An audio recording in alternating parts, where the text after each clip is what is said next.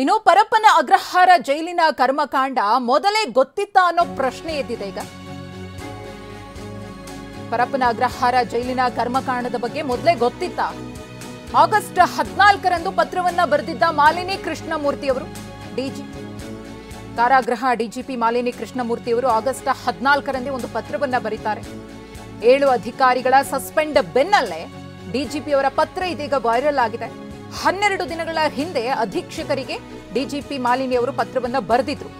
ಅಗತ್ಯ ಕ್ರಮವನ್ನ ಕೈಗೊಳ್ಳದಿದ್ರೆ ನಿಮ್ಮನ್ನೇ ಹೊಣೆಗಾರರನ್ನಾಗಿ ಮಾಡಬೇಕಾಗುತ್ತೆ ಅಂತ ಹೇಳಿ ಸೂಚನೆಯನ್ನ ಕೊಟ್ಟಿದ್ರು. ಖಡಕ್ ಆಗಿ ವಾರ್ನ್ ಮಾಡಿದ್ರು.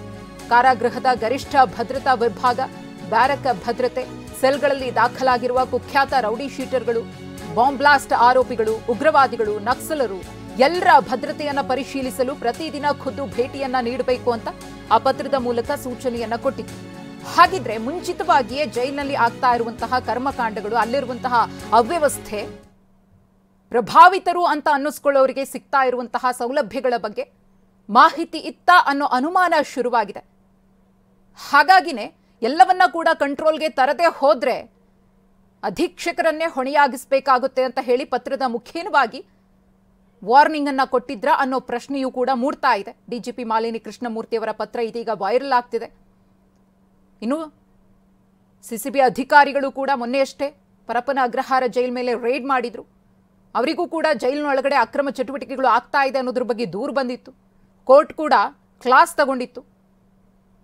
ಸಿಸಿಬಿ ಅಧಿಕಾರಿಗಳು ರೇಡ್ ಮಾಡಿದಾಗ ಏನೂ ಕೂಡ ಸಿಕ್ಕಿರಲಿಲ್ಲ. ಎಲ್ಲವನ್ನ ಕೂಡ ಯಾವ ರೀತಿಯಾಗಿ ಹೊರಹಾಕಿದ್ರು ಅನ್ನೋದು ಕೂಡ ಈಗಾಗಲೇ ಬಟಾಬಯಲಾಗಿದೆ. ಇದೀಗ ಡಿಜಿಪಿ ಅವರ ಪತ್ರ ಕೂಡ ವೈರಲ್ ಆಗಿದೆ. ಹಾಗಿದ್ರೆ ಏನೂ ಗೊತ್ತಿಲ್ಲ ಅಂತ ಹೇಳ್ತಾ ಇದ್ರು. ಆಗ್ಲೇ ಡಿಜಿಪಿ ಮಾಲಿನಿ ಕೃಷ್ಣಮೂರ್ತಿ ಅವರು ಮಾತನಾಡಬೇಕಿದ್ರೆ ಈಗ ಗೊತ್ತಾಗಿದ್ದೆ ಎಲ್ಲ ಕ್ರಮ ತಗೊಳ್ತೀವಿ ಅಂತ ಹೇಳಿದ್ರು.